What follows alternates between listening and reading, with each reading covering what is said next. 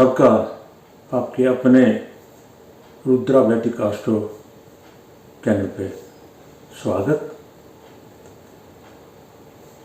बढ़ते हैं अगले पाठ की ओर। ग्रहों के फल दशा में जो हमने प्लेलिस्ट शुरू की है उसमें हमने सूर्य, चंद्र, मंगल और बुध की चर्चा की। आज हम दो ग्रह गुरु और शुक्र के बारे में विचार करेंगे कि जब कोई भी ग्रह अपने मूल त्रिकोण राशि में होता है तो अपने नैसर्गिक जो उसके कार्यकत्व हैं, स्वतंत्र कार्यकत्व हैं, उनके अलावा वो और कौन कौन से फल दे सकता है, किस तरह के फल दे सकता है। जिस भाव का स्वामी है, मैं हर बार ये बात दोहराता हूँ, जिस भाव का वो स्वामी है उसके वो फल करेगा। जहाँ वो स्थित है उस भाव के भी फल करने के उसके कर्तव्य है। अब वो जिस पर भावों को दृष्टि डालता है उन भावों के फल भी वह करेगा। इन सब के अलावा अगर वो उच्च राशि का है, मूल त्रिकोण राशि का है, स्वय राशि, मित्र, शत्रु या नीच का है तो वह फल कैसे करेगा। उस सीरी में हमने पहले उच्च राशि के ग्रहों की चर्चा की। अब हम मूल त्रिकोण राशि के ग्रहों की चर्चा करें, जिसमें आज गुरु और शुक्र की बात कर रहे हैं। गुरु की दो अपनी राशियां हैं, धनु और मीन। वो अपनी राशि धनु में ही मूल त्रिकोण का होता है, मगर कितने अंश तक? 0 से लेकर 10 अंश तक। अगर उसके अंश भाव में उसकी स्थिति 10 अंश के ऊपर है, 11 से लेकर 30 अंश तक है, तो वो स्वयं राशि का कहलाएगा। अगर वो 0 से 10 अंश तक है तब वो मूल त्रिकोण का कहेगा। अगर वो मूल त्रिकोण राशि का है तो वो क्या करेगा? तपस्वी होगा। ऐसा गुरु एक तो शुभ ग्रह और एक मूल त्रिकोण का, उसके बाद उसकी स्थिति का जायजा लाने पड़ेगा। मगर वो अगर मूल त्रिकोण का है तपस्वी होगा, उसमें ये आदत होगी पूजा पाठ तप करने की। उसका मन तप की ओर, तपस्या की ओर झुकाव रहेगा। सुखी ऐसे इंसान बेहद खूब खुश होते हैं, खुशी की जीवन व्यतीत करते हैं। यशस्वी, इनका संसार में, अपने देश, गांव, हर जगह में इनका यश होता है। लोग इसका यश करते हैं क्योंकि ये तपस्वी है, सुखी है, किसी चीज़ की कमी नहीं, तो इनका यश है। राजप्रिय, सरकारों द्वारा भी उनको महानता दी जाती है, वो सरकारों के भी प्रिय होते हैं, राजप्रिय। सम्मानित, ऐसे लोग अपने देश में, अपने कौम में, अपने एरिया में, अपने गांव में सम्मानित किए जाते हैं। मगर इनके अलावा ये भोगी भी होते हैं, हर तरह का सुख भी भोगते हैं। और ऐसे अधिकारी उच्च अधिकारी होते हैं, कोई छोटे मोटे अधिकारी नहीं होते, उच्च पदवी के अधिकारी होते हैं, बड़ी बड़े ओहदों पे। ऐसे लोग जो कि जिनका गुरु मूल त्रिकोण का है, 0 से लेकर 10 अंश तक है और धनु राशि में है। उसके बाद युति, स्थिति, कर्तरी, ये सब चीज़ें भी देखकर ही फल कथन करना होगा।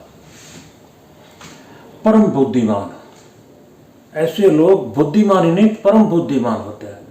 बहुत ही सूझ समझ से, बहुत ही समझदारी से काम लेते हैं।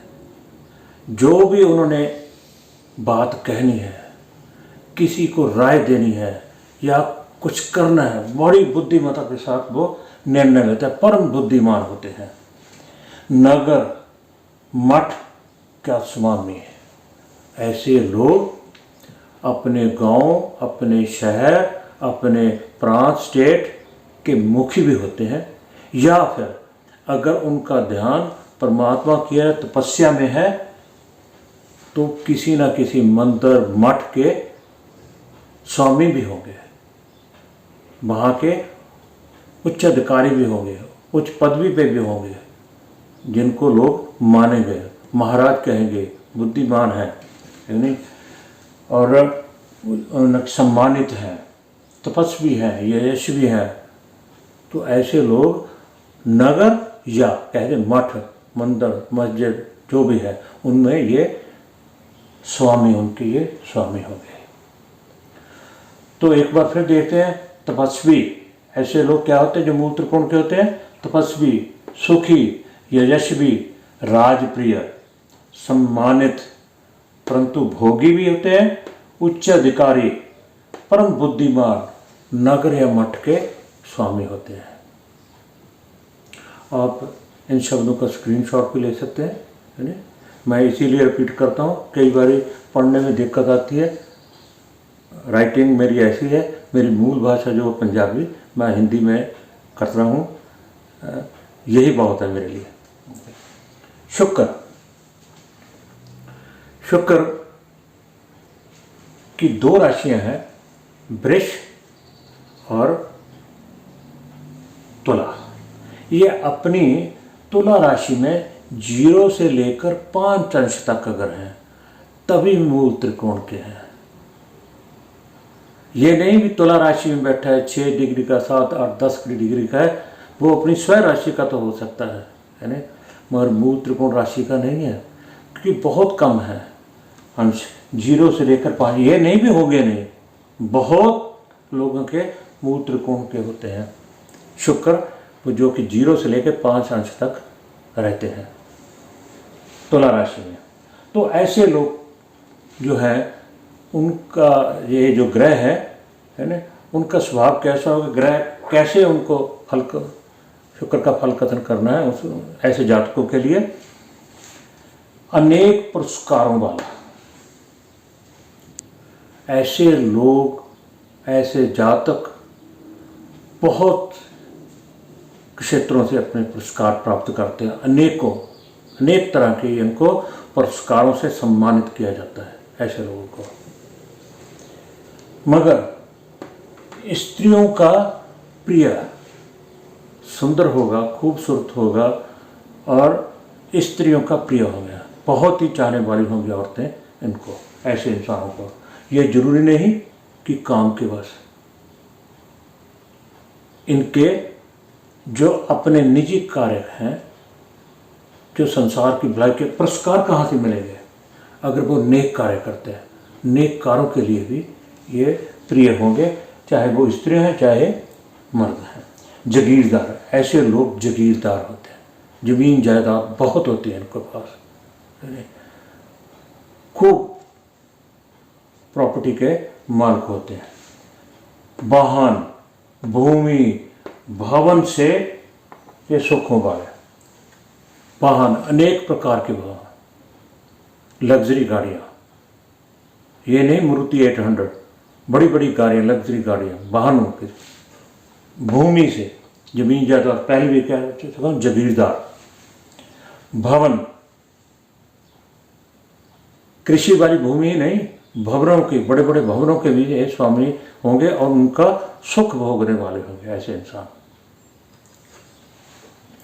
राजा के समान, ये अपनी जिंदगी किसी राजा महाराजा से कम से नहीं हो, राजाओं के समान ही जिंदगी, ऐश की, आगे लिखा मैंने, ऐश बरेवान, जिंदगी के सारे ऐश भोगेंगे, आराम से ज़िंदगी काटेंगे, सुखी काटेंगे, जगीरदार हैं, और राजाओं के समान। राजा को कौन सा सुख नहीं प्राप्त होता? हर तरह का, दुनिया का हर सुख प्राप्त होता है। राजाओं के समान के अंतर्गत ही सभी बातें आ जाती हैं कि ये भी हर सुख जिंदगी का भोगेंगे, प्रतापी, मगर इनका प्रताप भी होगा, इनका मान होगा, नाम होगा, लेकिन ये प्रतापी होंगे, ये यश भी होंगे, और इनका भी अपने देश कौम में, दुनिया में यश होगा। दोबारा एक बार देखते हैं, शुक्र अपनी तुला राशि में 0 से लेकर 5 अंश तक मूल त्रिकोण का होता है। ऐसे जातक अनेक पुरस्कार प्राप्त करने वाले होते हैं, स्त्रियों के प्रिय, जागीरदार होते हैं, वाहन, भूमि, भवन से अनेकों सुख पाने वाले होते हैं। वाहन, भूमि और भवनों से, यानी राजाओं के समान जिंदगी व्यतीत करने वाले, प्रतापी, ऐश्वर्यवान तथा यशस्वी होते हैं। इस पाठ में इतना ही। इसके बाद अगले पाठ में हम शनि है, शनि के बारे में बात करेंगे। हाँ, तो ये मैंने कुंडली बना रखी थी एक, इसमें मैं हर बार बताता हूँ कि काल पुरुष की मेष लग्न की कुंडली में ही सभी उदाहरण देता हूँ। जब गुरु मूल त्रिकोण का होता है तो धनु, गुरु यहाँ बैठा हो तो होगा कहाँ, कितने अंश तक, 0 से लेकर 10 अंश तक, 0 से लेकर 10 अंश। और शुक्र तुला राशि में, शुक्र अगर यहाँ हो 0 से लेकर 5 अंश तक, 5 अंश तक होगा तो ये अपनी मूल त्रिकोण राशि का होगा। इस पाठ में इतना ही। कृपया लड़ीवार मेरे वीडियो को लड़ीवार देखिए, आपको एक एक बात समझ आएगी। और किसी से किस्म की कोई दिक्कत हो या कोई बात समझना है तो आप मुझे कॉल कर सकते हैं, मैसेज कर सकते हैं, ईमेल कर सकते हैं। कृपया मेरे लाइक करिए, मेरे चैनल को सब्सक्राइब कीजिए और शेयर कीजिए ताकि और जो आपके साथी हैं वो भी पढ़ सके। एक बात और, मैंने पहले भी वीडियो में डाल रखा है कि मैं निःशुल्क, जो कोई पहले कुंडली भेजेगा उसके निःशुल्क मैं कुंडली विश्लेषण करता हूं। आप सब हमें कॉल कर सकते हैं। कृपया समय का ध्यान रखिए, क्योंकि हमारे यहाँ कनाडा का और भारतीय समय का अंतर है, उसके अनुसार ही सुबह या शाम ही कॉल कीजिए। आप सबका बहुत बहुत धन्यवाद।